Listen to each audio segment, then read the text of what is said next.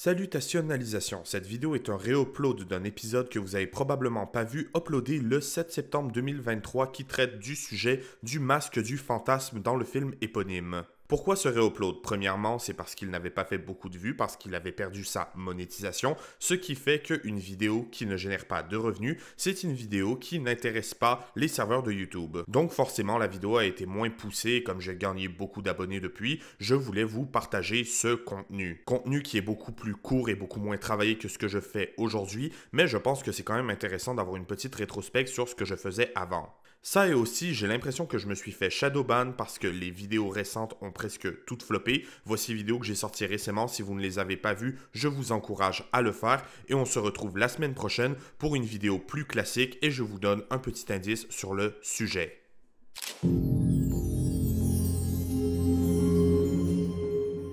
Salutationalisation et bienvenue à ce 15e épisode d'Analyse du mal, l'émission où on parle des motivations et philosophies de nos méchants préférés. On peut diviser les méchants de Batman en deux catégories, le Joker et le reste. Alors forcément, il devient assez difficile d'analyser ce genre de personnage puisqu'on parle de méchants de comics, mais il existe un antagoniste de l'univers de Batman qui a fait ses débuts et sa fin au cinéma. Qui es-tu? Qu'est-ce que tu veux? C'est toi que je veux, cher Chucky. Je parle bien sûr de Fantasme, aussi appelé le masque du fantasme ou le fantôme masqué, antagoniste de son propre film qui, ironiquement, est assez peu présent dans le long métrage. Long métrage qui est connu probablement comme le meilleur film de Batman jamais réalisé, appartenant au canon de la série animée de 92. Film que même s'il fêtera ses 30 ans ce Noël, je m'en voudrais de vous spoiler, alors allez donc le regarder pour que vous puissiez passer un bon moment. Fantasme apparaît aussi ici et là dans divers médiums, mais je vous expliquerai tout en temps et en heure. Aussi, il existe énormément de personnages de la licence Batman à mériter des vidéos de la sorte, mais comme je préfère rester dans les médias audiovisuels, vous pouvez être sûr qu'un jour sur cette chaîne, vous verrez les vidéos consacrées à certaines incarnations du Joker ou de Red Hood par exemple. Rappelez-vous donc de vous abonner, d'activer la cloche pour ne pas rater ça, de laisser un like et un commentaire me disant quel autre méchant vous aimeriez me voir analyser. Sur ce, maintenant que c'est fait, analysons le mal. L'histoire du fantasme. Fantasme, ou le fantôme masqué en VF, est un méchant créé pour le film de 1993 Batman et le masque du fantasme. Il est donc l'antagoniste du premier film d'animation de Batman sorti au cinéma de l'histoire. Film qui a eu un certain échec au box-office, malgré le fait qu'aujourd'hui, dans la culture geek, on le considère comme le meilleur film Batman. Et en même temps, on sait tous ce qui se passe quand tu sors un film à Noël. Mais tout ce que je viens de vous dire, si vous avez vu notre vidéo qui retrace l'histoire de Batman, vous le savez déjà. Bref, le fantasme apparaît au début du film, la subtilité du personnage étant qu'il se déplace comme Batman, ressemble à Batman et s'en prend au même criminel que Batman. La différence étant, le fantasme est un tueur. Et oui, je sais, jusqu'à très tard dans les comics, Batman, il tuait aussi, mais la réalité étant que oui, si on associe le fait de ne pas prendre la vie d'un criminel au Batman de Nolan, c'est en fait la série de 92 qui a popularisé cette idée chez le personnage. Fantasme va donc tuer un gangster du nom de Chucky Soul, se révélant au grand jour dans un nuage de fumée, lançant sa phrase signature. Ton ange de la mort t'attend.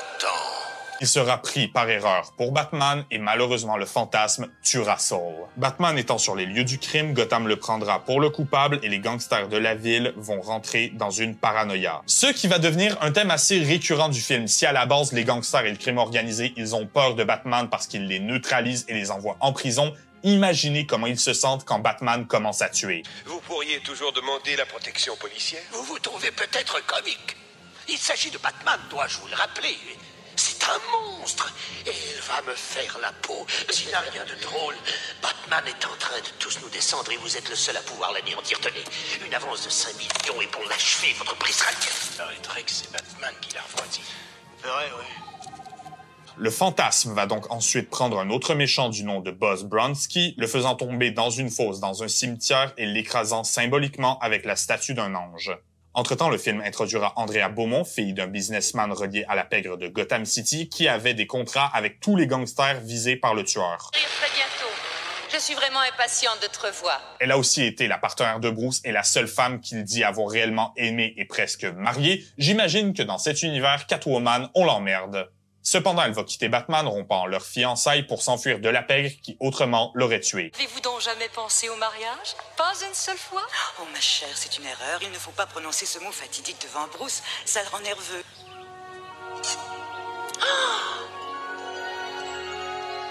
Qu'est-ce que t'en dis?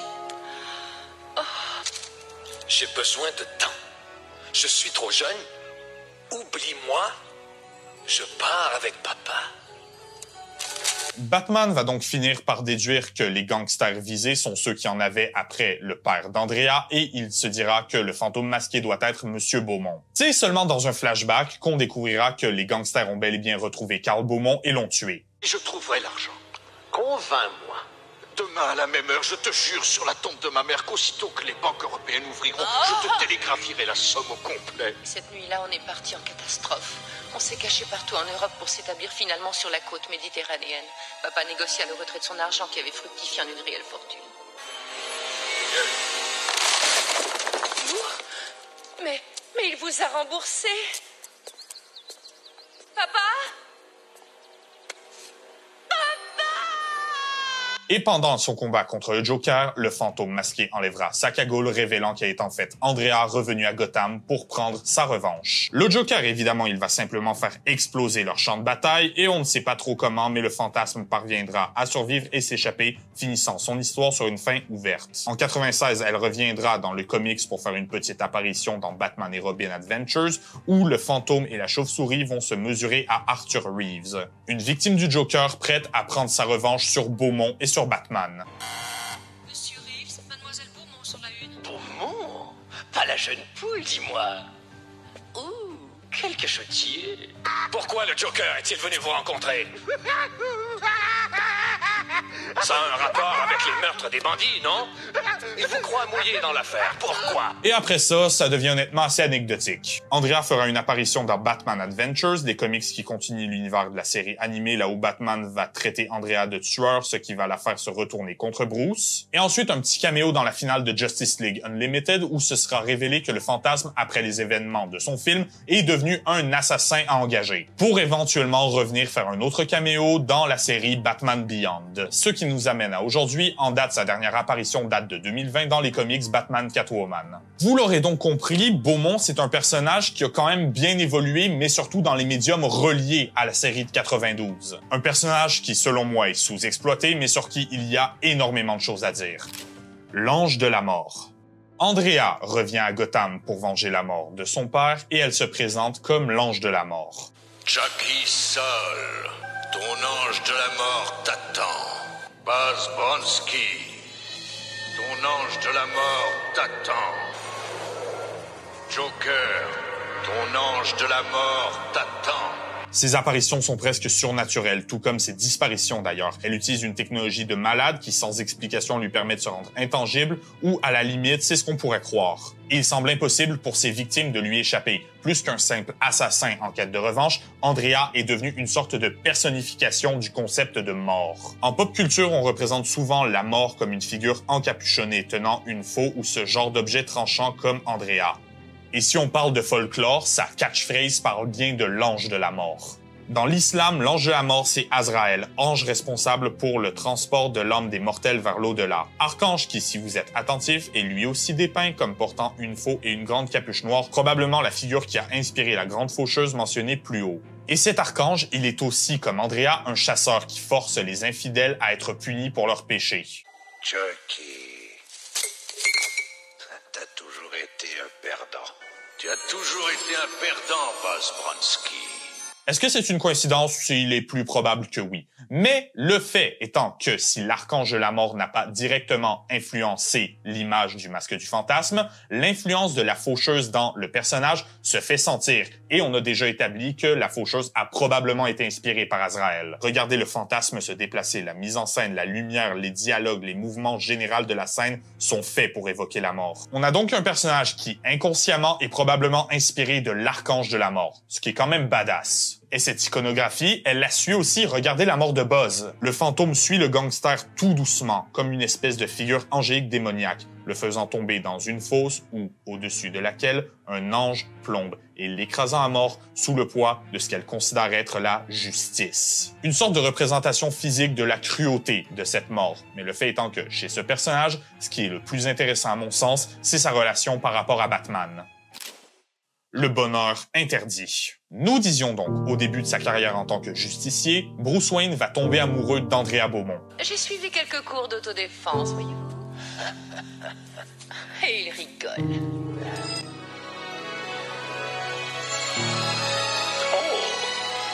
Il y a de la chimie entre les deux, une sorte de chimie étrange parce que Batman ne laisse pas n'importe qui dans sa vie par peur de les blesser. Et surtout, n'importe qui connaît Batman assez bien le sait, sa priorité numéro 1 restera toujours sa mission de protéger Gotham. Désolé, Alfred, mais tout marche comme sur des roulettes. Je savais que je réussirais, j'arrivais à le sentir. Il n'y a qu'une seule chose qui clochait. Il n'avait pas peur de moi. Pourtant, il semble réellement heureux avec Andrea et ce bonheur, ça va le conduire devant la tombe de ses parents. Ici, il va implorer Thomas et Martha Wayne de le laisser arrêter. Il clame qu'il donnera plus d'argent à la ville pour qu'il puisse engager plus de policiers pour rendre les rues de Gotham plus sûres. Je vous jure que je ne veux pas vous décevoir, mais c'est que maintenant ça ne fait plus aussi mal. Il me semble que vous pouvez comprendre ça, non? Je vous en prie, je dis autre chose. C'est que j'ai promis, mais je ne m'attendais pas à ça.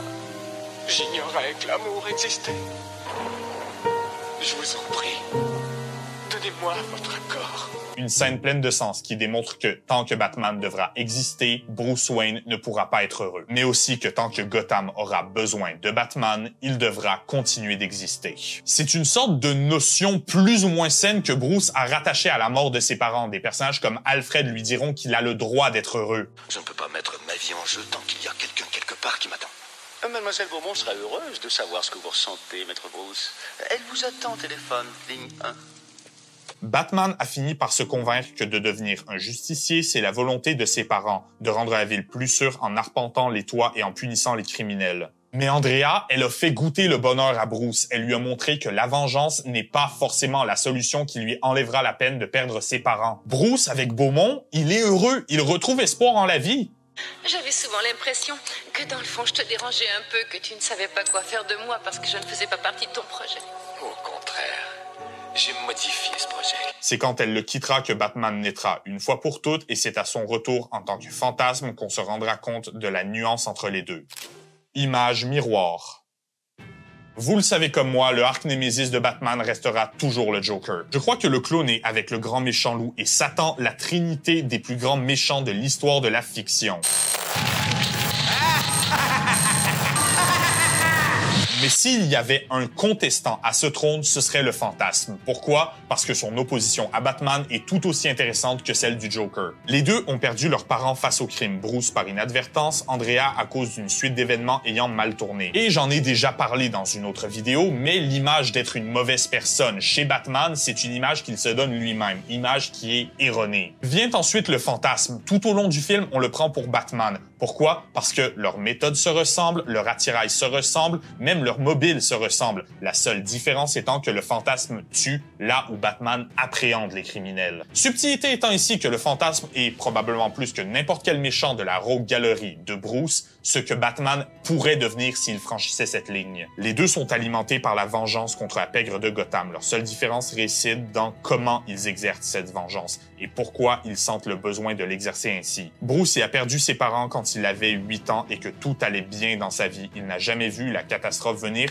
mais surtout, il a eu des années pour apprendre comment guérir de cette tragédie. Ce qui fait que quand il est arrivé à l'âge adulte, à l'âge où il pouvait prendre ses propres décisions sociopolitiques, il a su le faire avec un certain recul et une certaine maturité. Il va adopter un point de vue comme quoi, pour se venger, il est aussi faisable de rendre Gotham plus sécuritaire et, à défaut de devenir un symbole de vengeance, il est devenu un symbole de justice. C'est pour ça que dans les médias populaires, quand Batman confronte Joe Chill, l'assassin de ses parents, il ne va pas forcément le tuer. Pourquoi? Parce qu'il sait que plus de violence engendrera toujours la violence et parce que ça ne ramènera pas ses parents. Même s'il lui reste beaucoup de chemin à faire dans tous les médias, devenir Batman, c'est une façon de surmonter la tragédie. Vient ensuite le personnage de Andrea. Elle a perdu son père sous le coup de la pègre après des années à se cacher à un moment où elle se pensait en sécurité. Elle n'a pas grandi avec ce fardeau, mais elle n'a pas non plus appris à prendre du recul face à ce genre de tragédie. Elle prend sa vengeance pour des fins égoïstes, ne voulant pas rendre le monde plus sûr, mais simplement faire mal aux gens qui lui ont fait mal à elle. La petite subtilité étant que dans sa tête à elle, Andrea, elle tue de mauvaises personnes et que donc, par moindre mal, ses actions sont justifiables et même éthiques. Mais aussi, petit détail sur lequel j'aimerais attirer votre attention, Andrea, elle est seule. Et elle a été seule pendant très longtemps. Déjà, d'entrée de jeu, on apprend que sa mère est morte quand elle était enfant. Plutôt dur d'approche, mais joli garçon. Oui, J'ai entendu mon nom, je pensais que... À qui parlez-vous? mais à ma mère. En fait, c'est quand je lui parle à voix haute que j'arrive à imaginer ce qu'elle me répondrait. J'arrive à l'entendre tout comme si elle était là. J'ai déjà parlé à mes parents. Mais le fait étant que, même dans le film, on la voit très rarement avec un entourage, des amis ou quoi que ce soit. Et en même temps, ça se comprend quand tu te caches pour ta vie de la pègre de Gotham. Bruce, lui, au cours de sa vie, il a eu Alfred qui va le guider dans le droit chemin, mais aussi plus tard, il a eu les Robins qui ont toujours agi comme sa conscience. Rapidement pour les Robins, on a Dick Grayson, premier Robin devenu Nightwing qui perdra ses parents face à un gangster. Batman le prendra sous son aile dans l'espoir de le guider pour qu'il ne gâche pas son enfance avec des idées de vengeance comme lui a pu le faire. Jason Todd, à qui il a donné une seconde chance, le ramassant dans les rues de Gotham, mort face au Joker, qui représente les erreurs de Batman, lui apprenant à ne pas rallier des gens inutilement à sa cause par pure arrogance. Tim Drake, enfant surdoué et meilleur Robin qui existe, que Batman passera son temps à encourager à poursuivre ses buts dans la vie. Mais aussi un des Robins qui se tient le mieux devant Batman et l'empêche des fois de franchir certaines lignes. Et finalement, même s'il n'existait pas à l'époque, on a Damian Wayne, fils biologique de Bruce, qui lui apprend certaines responsabilités, dont celle d'être un parent, et qui lui montre comment s'affranchir de ce que lui ont appris les assassins de Ra's al Ghul. Ce sont des leçons importantes qu'au fil des années, Batman a apprises, des leçons qu'Andrea n'apprendra jamais, ce qui fait que dans sa tête à elle, c'est justifiable d'être le juge, le jury et le bourreau. Ils se sont emparés de tout, Bruce. De mon père, de ma vie, de toi. Alors soit tu m'aides, soit tu me laisses faire. Tu sais que ça m'est impossible. Regarde ce qu'ils nous ont fait. Ils ont détruit notre bonheur. Il fallait qu'ils paient. À quoi servira la vengeance? S'il y a quelqu'un ici qui connaît la réponse à ça, Bruce, c'est bien toi. Le tout faisant du fantasme un des méchants les plus sous-exploités de l'histoire des comics, l'image miroir de Bruce Wayne, la représentation de ce qu'il pourrait devenir, mais aussi la preuve que, tant et aussi longtemps que le mal, quelle que soit sa source, sera présent à Gotham, Batman sera là pour se dresser sur son chemin. Je ne vous ai jamais dit merci. Et vous n'aurez jamais à le faire.